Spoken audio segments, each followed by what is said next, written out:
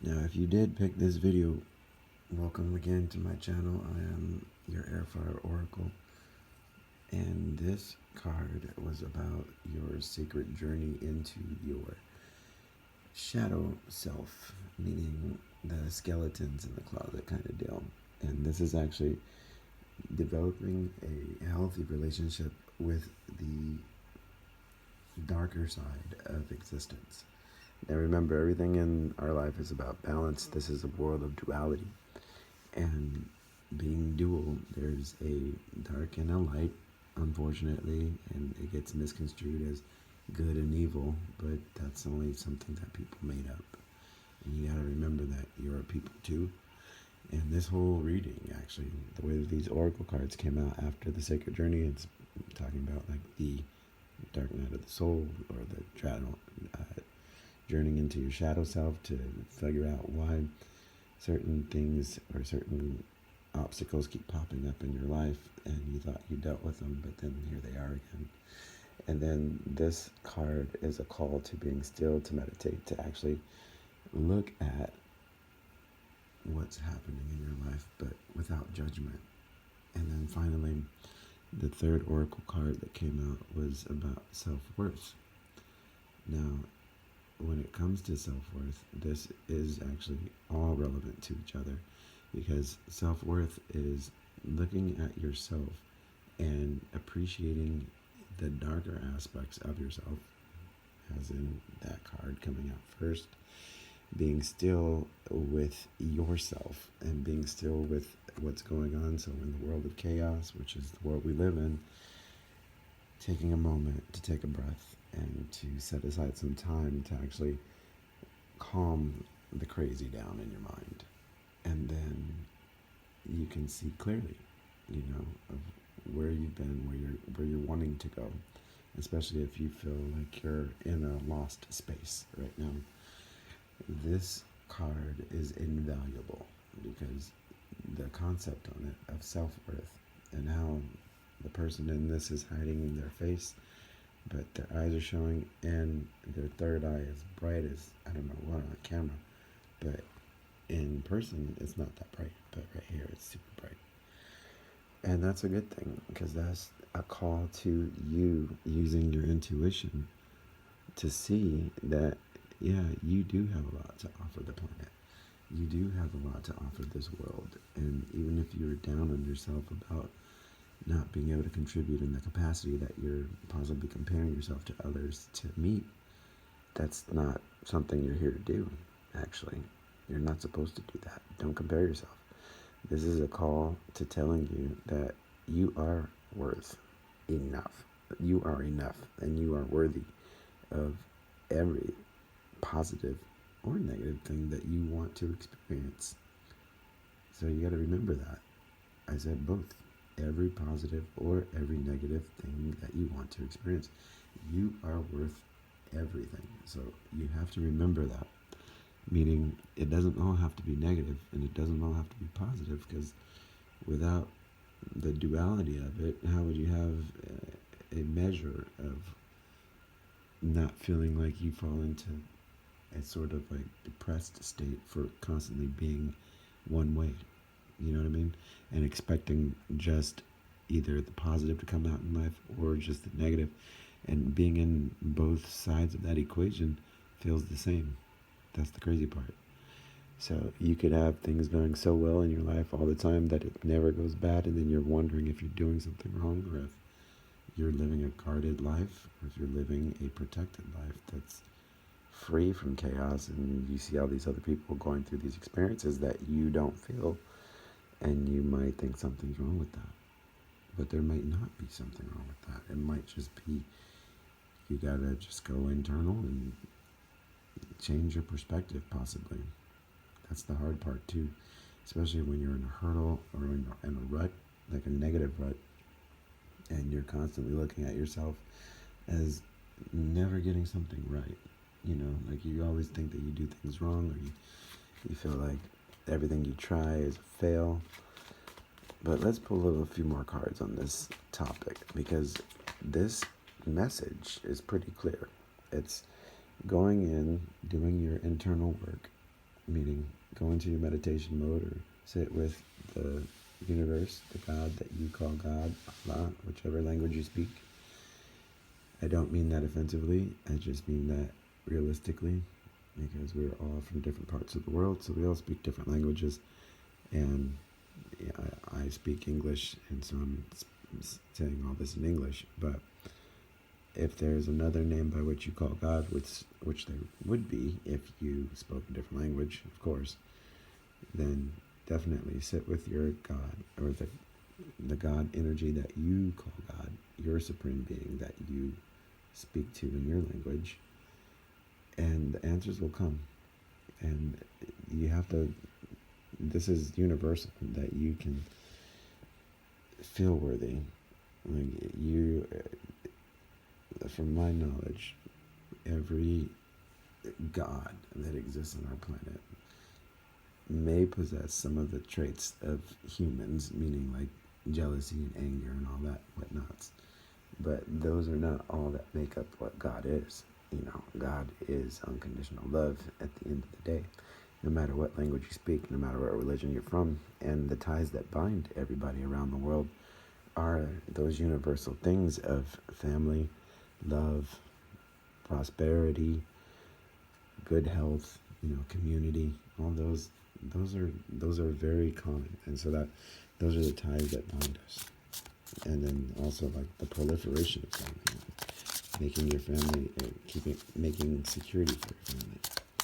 But here, let's get some clarity on. Let's see. So we know what the sacred journey is. That's going internal. We know that going internal, you'd be still to go internal. So that means meditate, or sit with your God in prayer, or ask God to come to you in a dream to give you insight onto what to do next to find yourself. Then when it comes to feeling like you have self-worth, this is the hard part.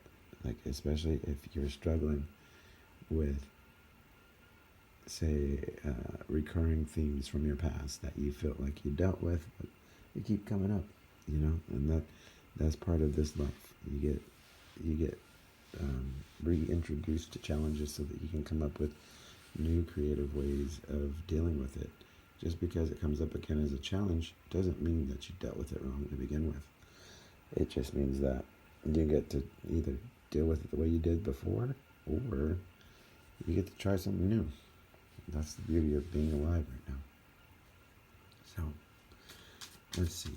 What do I need clarity on for our viewer? We need... So we know we need to be still, but how do we... Let's get clarity in our self-worth area. Like, what can our viewers do to feel that their contributions to the world are enough, and that they are enough? What advice can we get from the tarot? And as you notice, I just shuffle like this, and whichever flips out, nothing has come out so far, because I think the message is pretty straightforward. Oh, there we go. And there we go. So we got this one flipped around, this one flipped out, and this one wants to see something too, because it's 3 of them. Oh, cool. Alright, so what came out was this card. So this is the Ten of Swords in reverse. This is the endings card. This is, so this goes along with the reading in that Ten of Swords in reverse. Ten of Swords is an ending to a bad situation. Now this is of the mind. So this is the struggles also of the mind and of thoughts. So that has to do with the inner struggles, and they're flipped upside down. And this is also looking at them from a different perspective when it's reversed like this. This is not feeling like everything that ended was so bad. That's what I'm meaning by this interpretation of the card. That these bad things that have ended, maybe flipping your perspective on it, seeing it upside down, turning your head, turning the problems on their head, and saying, oh, wait, the way I dealt with those things before, or those issues that I've had to deal with from like family or from life that I feel like I keep running into these issues over and over again. Maybe if I shift my perspective, looking at it upside down, maybe you can see the benefit of it, because this is typically a negative card, but it's also the ending to negativity. And then the fact that it's reversed, it could mean that you're perpetuating the negativity by not taking on that new viewpoint of the past situation. You know, sometimes it is that shift in perspective, because by being still, and this is what came out with being still, you have ways to see your financial future improve. And this is an ace card. Whenever I pull an ace card, it feels like a winner, because aces always win to me in card games. That's just my own perspective. But then you also, when you have a good self-worth, a good image of self-worth of yourself, when you see that you are worthy, then new beginnings happen. And 0 is a wonderful number, because that means anything is possible starting at 0, right? There's nothing on the slate. It's all clean, and you can start from there. And that's a new journey. So those are all good things to have happen in this reading. And let's see, is there anything else that I can give you guys moving forward? So we said, just a recap, if you're stuck in your mind, maybe it takes it going internal, being still, and really, really appreciating all of the negative things that you learned from, that you look at as negative. They may not be as negative as you thought. They might have been blessings in that they taught you what you don't like, to put it simply. They taught you about things that you didn't want in life, and you had to go through them to experience it, to know that you did or didn't like it, right? So you can't beat yourself up over that. And that's one way of looking at this as a positive ending, and then it'll move this card around, because, like I said, in the reverse, this could mean two things. That you can either look at it by shifting your perspective on what you thought and it was negative, or it could mean that you're still holding on to the endings, to the things that ended, and you're perpetuating them by not changing your perspective on how they could have been a benefit of having had gone through them. See, it takes a little mind walking around to get that to come out. So, like this is a positive card. This is a winner, like I said, and it's a pentacle. So that's finance and material wealth and prosperity. So that comes from being still. That comes from sitting with yourself and really going inside and forgiving yourself for one. This is actually a cool little stone that I found. Not to be like a squirrel, but I like the way it shines. And it's got copper flakes in it, is what I was told. But it's a blue gold stone, but under this green light, it just looks black with shiny sparkles. So, like I was saying though, your finance is coming. The finance, the questions and the new methods of making money for you are going to come in your stillness, with you meditating on your situation and then changing your perspective of how those negative things that you thought were negative, maybe they weren't so negative. Maybe they were positives in disguise. And then also appreciating yourself, giving yourself the time and the space that you need to actually process what you're going through, so that you don't feel overwhelmed and underproductive. And also remember to take breaks and to give yourself gratitude for taking the time out you need for yourself, and then pushing forward even in the face of adversity. That's one of the biggest things that I even struggle with. We all do, but this is a new beginning because of it. And new beginnings mean that there are endless possibilities. So those are all positive aspects. And let's see if we can get one more. Oh, I forgot to say. These two cards are at the bottom of the deck. This one, King of Pentacles, and